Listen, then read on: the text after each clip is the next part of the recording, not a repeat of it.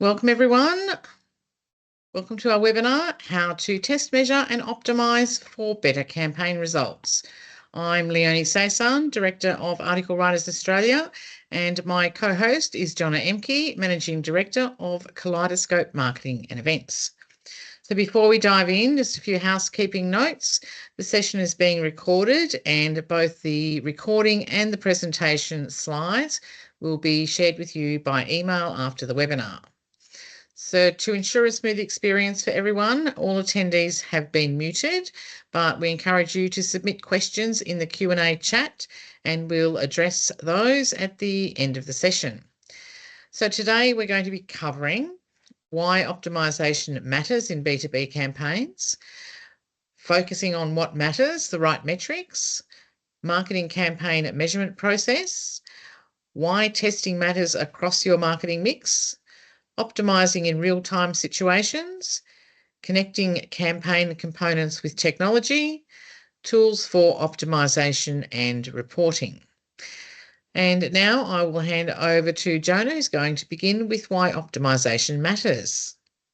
Hi, everybody. I'm Jonna. I've been in marketing for over 20 years, working across Australia, New Zealand, the US, a lot of time in the US and Asia Pacific. So trust me when I say I know firsthand how challenging reporting can be. It's tricky, but it's rewarding. And so today we're going to be covering some key ways to hopefully make it easier on you.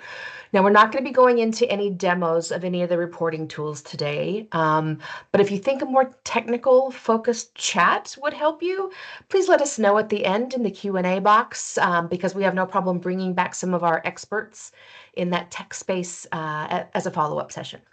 Okay?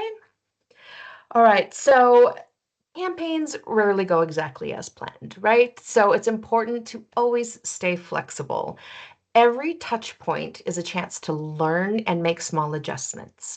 And those little tweaks oftentimes can prevent way bigger issues down the line. It's surprising that even today, with the wealth of data that we have available to us, that only about a third of B2B marketing managers are actually optimizing mid-flight. But those who tend to do it and make the time always see better results. If you ignore it, performance can just stall out and then you're kind of stuck because it's harder to wing it at the end than it is to be prepared at the beginning.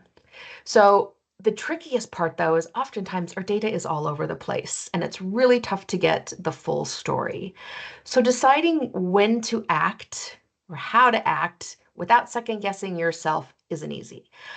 Some metrics can be misleading, and then you throw those attribution models over the top, which our sales teams love. It just adds to the confusion. So finding the time to run tests during a campaign feels impossible a lot of the time, but oftentimes those quick tests are really what's going to make the difference at the end. So first up, let's focus on what matters. So how are we going to make our lives easier? We need to know what the right metrics are to do that. So your KPIs need to reflect your business goals. Not new news. If you're still tracking clicks and calling it a success, it's really time to level up.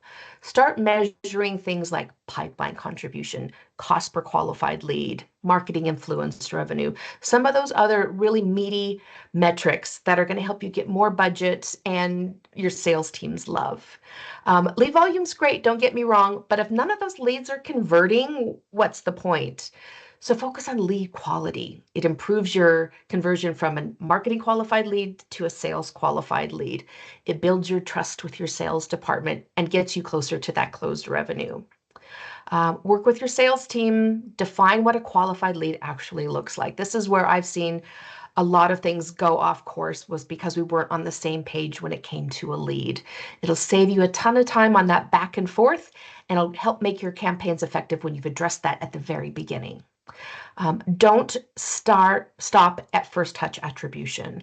Using that multi-touch, and we'll get into that a little bit later in the conversation, really helps you see the impact across your buyer's journey, right? Especially when it comes to pipeline velocity and your deal progression. And then finally, make sure your reporting shows the business impact. Your goals always should be tying up to what we're trying to accomplish at the business level. Think pipeline value, think win rates, think marketing influence revenue, because that's where marketers really shine. Getting these in place early can really help your impact from day one. So this slide is very overwhelming, but the point of it here is simple. Focusing on the right metrics will help you get to the goal you're trying to hit. There's long lists depending on what you're trying to achieve of metrics. So if you're building brand awareness, you'll care about reach, impressions, share of voice. If you're trying to drive leads, then it's all about your conversion rates and your cost per lead. For engagement or retention, think clicks, time on your site, repeat visits. If your goal is market penetration, pay attention to market share or churn. How many of those customers are you losing to your competition? And for revenue, you'll be tracking things like what's your return on investment and your lifetime value. The key here is not to track everything because that's going to drive you bananas. It's actually measuring the right metrics to make sure that you're moving in the right direction according to your goals. So we've talked, we hit the metrics based on what your goals are. Now let's take it up to a bigger picture. How do those metrics fit into your model? So this chart shows different marketing models, from the traditional sales funnel, which is how I grew up my marketing career, to flywheel, hourglass. There's so many different models and they continue to add as we go on. You may find yours on this list, or you may have your own sales model. But the key thing to remember is one size isn't going to fit all. So just like with your metrics, the model that you're choosing should reflect how your customers are moving through that marketing and sales experience. Each model here, you can tell by the optimization focus, it'll shift the focus depending on the right one for your campaign. But they all should help you test smarter, measure what matters, and optimize your campaigns most effectively. Being thoughtful about which model you choose will help you choose the right activities. It'll help you pick the right resources and ultimately measure only what matters. You won't be wasting your time on those other metrics. So for this session, we're referencing just the traditional sales funnel, which I'm hoping that a lot of you have seen. You may or may not use, but you're familiar with it. It remains one of the clearest ways to track how your prospects, happening up at that top of the funnel, down to the bottom funnel at conversion, where the conversion is happening and how you build your marketing campaigns to those stages in the funnel. So funnel reports give you that quality data that actually helps you improve the conversion rates, regardless of where they are in the funnel. See where your prospects are at each stage, look at what they're doing, and then define what the best way is to convert them to the next level. You'll know how many leads you're generating at the top of the funnel, how many of them are turning into sales qualified leads, and then which leads are stalling or moving in the right stages, or even if they're getting stuck in a negotiation stage, and you can help your sales funnel with that as well. Most importantly, it helps you spot where things are leaking. That funnel can be really leaky, and you always want to be able to very smartly know where to patch the funnel so you can keep those customers moving down to the conversion. Now, this is one of those very simple and straightforward marketing campaign processes. Sometimes it's going to be more, sometimes it's going to be less, and sometimes you're just going to be repeating that same process for all of your campaigns. The important part here and why we wanted to have a slide for this is it's important to document these, because this is where you would be having conversation with your stakeholders. So they're very clear. Is it worth their time to getting really involved in the campaign? Knowing the process will help them get on board. So first, the obvious, you always need to be setting your goals. So you're increasing sales, you're increasing registrations for an event, boosting your brand awareness. But this is where you need to create those SMART goals. Now, we've covered SMART goals on one of our previous webinars. Next, pick your KPIs. So, hey, I know what I want to achieve. What metrics are going to get me there? So whether it's conversions, bounce rates, stay focused on the metrics that are most important based on your goals. Set your time frame, so when your campaign starts and when it ends, so there's no clutter, and your reports show exactly what happened when you're progressing over that period of time. Number 4, create your benchmarks. This one can oftentimes be missed, and I've personally missed it.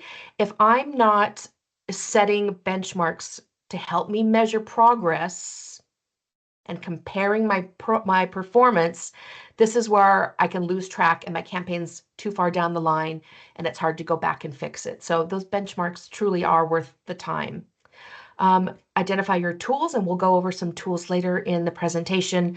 Identify those tools and your stakeholders to make sure you're very clear, where's that reporting coming from? Because if you have a very thick tech stack, you could be getting reports from everywhere, and knowing upfront what you're going to be looking at, it'll make your life a lot easier. And then step 6, set points where you're going to track performance. Don't wait till the end. Have regular check-ins to make sure everything's staying on course. And then everybody loves a good dashboard, right? So build a dashboard that'll be sharing your results in real time so both you and your stakeholders can see how you're going. Testing. Testing is actually one of my favorite things about my job. So let's look at testing, and it's a mindset. It's not just a one-off. So testing applies to everything that we do, whether we're doing emails or social media or customizing our website, all of our content. It's the whole lot, and you can test anywhere in your campaign stream. So when you approach it holistically, you stop really guessing and start making better decisions. Data-backed decisions, that's the important part. It builds your confidence and it helps you do it a lot faster so you're not stuck and your campaign is going off course while you're trying to optimize. So what do you test? Subject lines, call to actions, creative formats, audience segments, landing pages. The list is very long, but don't test blindly. Start with a very clear, measurable hypothesis so you're not wasting a ton of time trying to execute too many tests. Now, A/B testing is a great place to start. But if you want to dig deeper and you're feeling brave, multivariate testing is fantastic. So for example, let's say that you're creating a landing page. Now you're curious to see if a headline will make a difference or your call to action button will make a difference, whether it's the language you use on your buttons, or maybe you want to make your button red to see if it makes a difference. Multivariate lets you look at all of the different combinations of those 4. So you're not just looking at one or the other. It looks at the 4 combinations individually, and you can make a decision based on that. It's not very isolated to 1 or 2 different factors. Start small, 1 test per activity. Keep things really clear, and it also minimizes risks. So you're not doing too many tests that could cause risks either to your resources or to your marketing budget. And then to really make it work, act fast on those insights. So great, you've executed your test, your testing strategy looks great, but if you're not keeping an eye on it and sharing them with your team, it's really not helping you out at all. So save time and make your campaign sharper by keeping an eye on those metrics. So best practice testing tips. Now, some of these come from my personal experience, but some of them obviously are very industry known. Name your tests clearly. So it sounds very basic, but when you're juggling 10, 15 different campaigns or different tests, you'll thank yourself if you use, I've provided an example here of how you can name your tests just to stay as clear as possible. Keep a prioritized list of test ideas across your channels. Rank them by how much impact they're going to have and how much effort they're going to take. Now, I've lost a lot of time not prioritizing based on impact and spending time on those small little tests that really won't move the needle that much. So focus on how much impact and how little effort. It's also smart to build a playbook of quick responses so you're prepared if one thing goes wrong. You know how to fix it. So whether it's tweaking your call to actions, shifting budget, having those go-to actions mean that you're ready to move fast when things start going off course. One simple idea that works really well, run the same offer across different channels. It helps you see how audiences are responding differently depending on the context. So the offer stays the same, but the environment you're putting it in is different, and that can be super revealing. Also, set clear red flag thresholds. So if you know that you're not going to make your goal, if your call to action or your click-through rate isn't hitting 5% over 3 days, 10% over 3 days, it's time to take a closer look. So it helps you while you're off doing all of your other responsibilities. It's that red flag that says, hey, pay attention to me. We need to make some adjustments here. So we wanted to give you just a few examples. How do you take all this and then optimize in real time based on what you're doing? So these are very simple, and that's the intent, is to make all of this testing as simple as possible, right? So the first one I put on here was look beyond your vanity metrics. So if your click-through rate looks great, but nothing's converting, it could just be your landing page as an example. So they've been really interested on your post. They clicked, they got to the landing page, but decided not to fill out your form. Try a quick tweak like simplifying your form, moving your call to action up on the page. Another one is spotting issues early with micro trends. So if your engagement starts to dip, say with LinkedIn, it could be just attributed to a targeting or even fatigue. Maybe you've been using the same creative too often, thinking it was successful once, it's going to be successful again. A small creative refresh for just one audience, as an example, can help you course correct without losing any momentum. When messaging needs a nudge. So if your campaign impressions, they look fine, they're pretty consistent, but your clicks are dropping, your message might need some attention. Try testing one message at a time, or a new subject line, a stronger hook, a different value proposition. See what sticks. Google Ads. Oh, Google Ads. If those Google Ads, and it's a lot of investment, we all know that, if they're not converting, try excluding less relevant job titles. I've had the best luck just going in and doing some refreshing of my target audience instead of just pausing the campaign and assuming, this one just isn't working. Refining that targeting can be more effective than just deciding to, oh, Google Ads don't work, I'm going to switch over to a different platform. Maybe you're doing some strong nurturing and you're seeing a drop off, maybe mid-nurture. Adjust the underperforming email. So tweak the subject line, shorten the copy, but there's really no need to pause the entire nurture experience. Just focus on that one email and see if you can get back on course.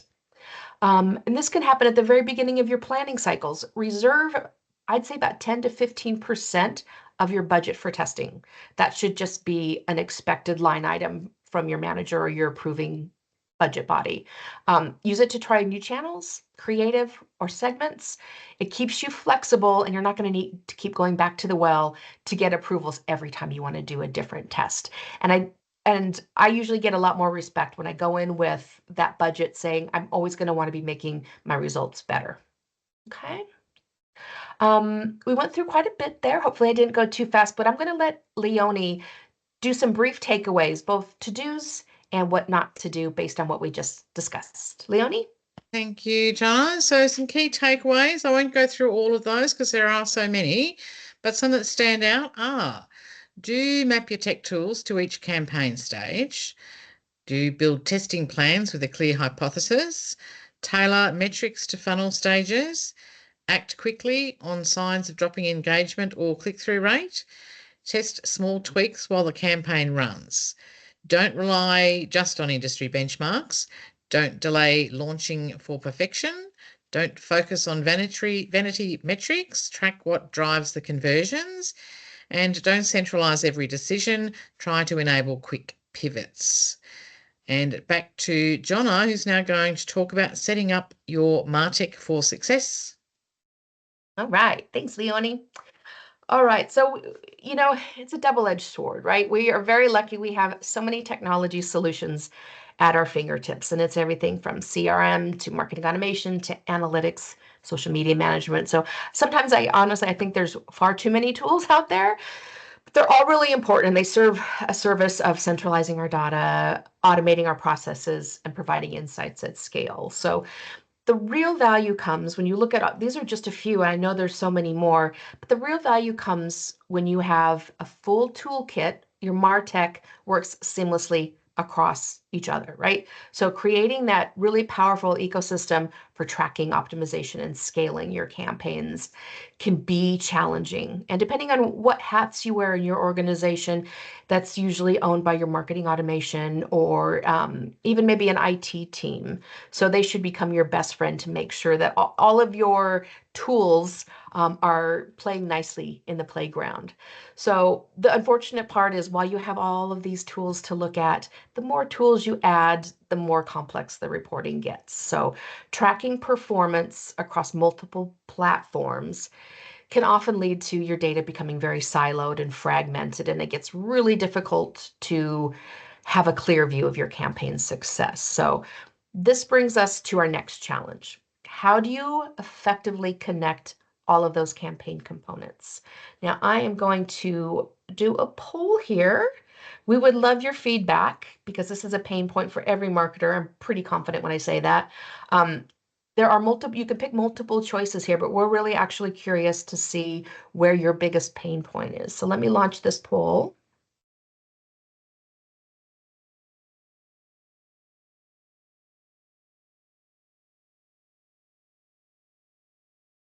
All right, can everybody see that? So what's the most frustrating part of getting your marketing tools to work together? So is it data getting stuck in different platforms?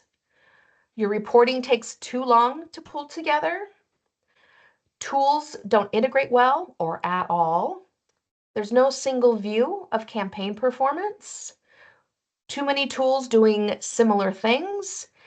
And you know what? I just don't even know where to start. So if you don't mind just taking a second to choose all of those that make sense for your organization, that would be great.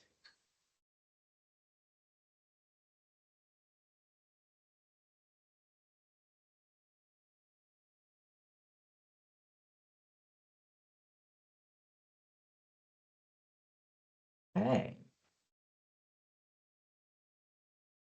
All right. So, yep. It looks like there's a lot of different reasons why that's happening, and I'm not surprised.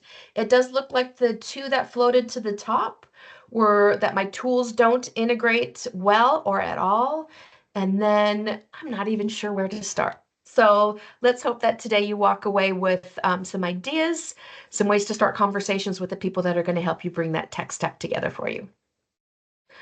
All right, let me close that out. Okay.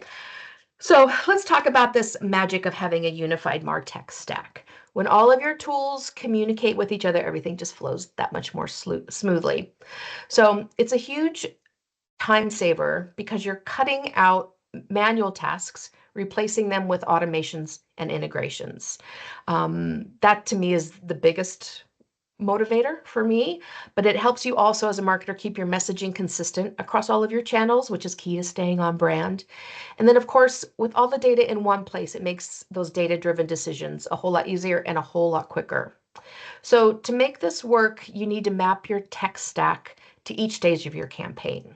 Start by knowing where your data lives and which tools are supporting at each stage. So platforms like Google Ads, Meta, HubSpot, and your CRM can all be pulled into one central dashboard, but helping you report where your leakages are at each one of your buying cycles. So tools like Funnel and Coupler, which I've personally used, let you bring your data in without manually exporting everything, because that's where I've seen a lot of complications come in, is when you're trying to bring data in and across multiple platforms. Replacing manual work with automation again, wherever you can, it'll save you a lot of time and frustration. Set up some naming conventions early on to make that reporting easier down the line. And there's no fault with keeping it simple. So just maybe start with tracking 3 to 5 metrics every week so you don't drown yourself in data before you're getting ready to scale. Okay, so, oops, unifying component. All right, unifying. I'm going to try and do my best to keep things simple and talk about how to unify your MarTech stack to make your life easier. First, again, always understand your goals, strategies, and budgets. If you've got a clear picture of those and what you're trying to achieve, everything actually it's easier for them to fall into place. So before you invest in any new tools, audit what you're already actually using. There's no need to buy something new if you're really not already fully utilizing what you have. When it comes to new platforms, always check that they can integrate to your existing tools. And that's an easy question to be asking when you're talking to the software, your software salesperson. It's easier to track something that plugs right into your current stack. And usually, and more oftentimes, they will be able to be the one that helps you with those integrations, which is a relief. And then around consistency, make sure you've got shared definitions for your marketing qualified leads, your sales accepted leads, sales qualified leads, making sure everyone's on the same page, because you don't want sales to come back to you and say that what they're receiving isn't qualified. So everybody agreeing at the beginning will help make sure that you set your tech stack up correctly. Be sure and tag your campaigns the same way across all your platforms. Minimize any errors by doing that. Always use a single source of truth for your key metrics, even if the data is coming from 10 different places. Get sales and other internal teams involved early on. Again, alignment is super important across your stakeholders. Don't forget to document your stack. This way, any new team players, if you're going to be adding people to your team, it's really easy to get them onboarded and they don't go off course just purely because they don't understand how the tech stack works. And then last but not least, just ensure your team has the necessary skills and the time to properly manage the stack. This is a big one. Not all of us are techie people, so whether or not it's you or it's your marketing operations person, let's just make sure that everyone can get it done right and get it done efficiently, because there's no point in having a killer stack if no one's got the time to actually use it properly. Some tool tips for optimization and reporting. So what I've done is, because I am one of those people that isn't the techie girl on the team, I've gone out to my network of marketing operation folks and gotten some recommendation on reporting tools. So this came from experts in this area. Looker Studio is great for custom and client-friendly dashboards. I love me some good dashboards. Whatagraph is good for automating reports across Meta, Google, and LinkedIn. TapClicks, is perfect for larger teams with lots of data sources. Supermetrics makes pulling data into Sheets or Excel a lot easier. Track your user behavior on landing pages with Hotjar or Microsoft Clarity. Combine your GA4, your CRM, and your ad data to see the full lead journey, not just your vanity metrics again. Pick the tools again. Always your goal should be reducing friction, not only between you and the tools, but between the tools themselves. And then again, stakeholder updating and automating with Slack and Teams keeps everyone aligned. Okay. All right, here's another chart for you. And again, because you're getting the slides at the end, I'm not going to go into great detail, but here's a chart to help you map out your MarTech tools based on what they should be delivering you, and then how they're rated here in Australia. So again, not going into details, but the idea here is looking at what is your challenge? Is it stuck, your data stuck in different platforms? Obviously our answer came up, I don't even know where to start. So look at the challenge, look what you could expect from the tool, and then I've provided some of the top rated tools from Australia. So again, you'll have this slide after the webinar, so you can sit down, have a cuppa with your marketing operations person, and then review these and help them decide, or have them help you decide which tools you need and streamline all of your reporting efforts. All right, Leonie, how about you take us through some of the brief takeaways? Thank you, Jonna. So some of the takeaways from that: do map your tech stack to each campaign stage. Involve sales and key teams early on to ensure that your reporting is going to meet everyone's needs. Tag campaigns consistently across the platforms for accurate reporting. Automate reporting and updates wherever possible. And some don'ts: don't buy new tools before auditing the existing ones. Integrations are important, so avoid tools that won't connect smoothly to what you have. Don't overcomplicate reporting with too many metrics. Focus on the key metrics that matter. And now I think we'll go on to how to put what we've learnt into action. So take a fresh look at your marketing technology. This can help you uncover what's driving performance and see gaps and which platforms are costing you more than they're delivering. SmartBug have a downloadable MarTech audit template that you might find useful. So we've included a link to that in the slide. Plan for optimization. Have a rapid review after each campaign to find out overlooked data signals, emerging trends, or niche audience segments. Use the insights to design small experimental tests on unconventional variables. This can uncover unexpected optimization opportunities. If you don't already do it, introduce quarterly campaign effectiveness meetings with your team to discuss reports. And I will hand back to Jonna for the Q&A session. Okay, so just a reminder, feel free to drop any questions into the Q&A in the Teams webinar.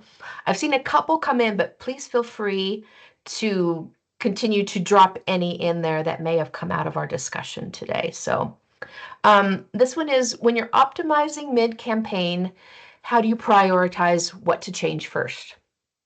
Okay, so I would suggest start by identifying where the drop-off is happening in the journey. Again, go back to your funnel, see where the leak is. This should tell you where to focus.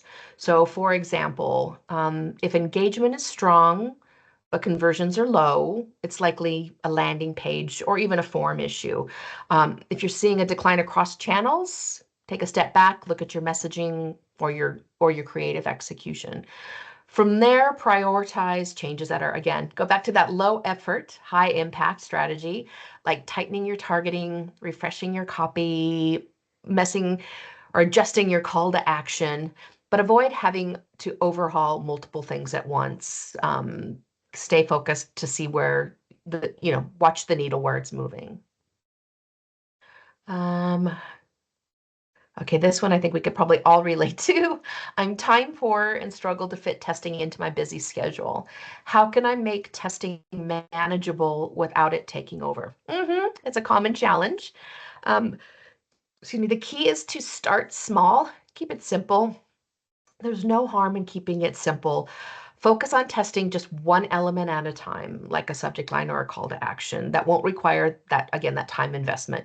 Use the data that you already have to form your hypothesis, and then run short tests, that A/B test strategy, to give you some fast insights.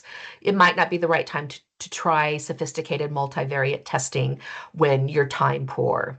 So also make testing a part of your regular workflow rather than looking at it as a separate project. So if you're good at managing your time, build in that testing element to your scheduling. And then over time, these small, little, consistent tests are going to add up and improve results, so you don't have to keep repeating the same kind of optimization and eating into all of your time. All right, and I see one more. We have a third question. How can I get a clear, quick view of my campaign performance when I'm juggling multiple tools? Okay. Again, some of the tools that we've recommended, use one of those tools that's meant to centralize your data across all of your platforms into one dashboard. So that aggregation and integration is really where I see the most value of having a really nice tech stack. That way you're saving time. You're not going into individual platforms to pull reports to get a full picture of how your campaign is working. Tools like, I think it was Google Looker Studio or HubSpot's reporting add-ons are ones that I hear often are great starting points. If there's not any more questions, all great questions. I'm sure we can all relate to these. Leonie, how about I go ahead and send it back to you about our next webinar? Okay, thank you. So we do have another webinar coming up in just a few weeks' time, and it's actually on building a thought leadership content program. So while some businesses are scaling up AI-driven content, others are doubling down on expert-led and thought leadership content for better brand visibility. But developing a consistent thought leadership content program can be quite a challenge for marketing teams, from getting buy-in and budget in the first place to keeping the subject matter experts on side and the content flowing. So we're going to cover all of those challenges in the August webinar. The link is on the slide. So if you're interested in coming along to that, please click through and register when you get the slides. And I will hand back to Jonna for closing. Great, thanks, Leonie. What we've provided in here is just a recap of what our individual organizations do and how we can help you. Leonie and I both have a long time experience in supporting and or being a marketing person in your shoes. So we have put on here what our capabilities are. We're always available, and we work often with B2B teams, whether it's around campaign results, content marketing. Pretty much you can see between the two of us, we can wear a lot of hats. Excellent, excellent. All right, everybody, enjoy the rest of your day, and we'll see you on August 27th. Thank you.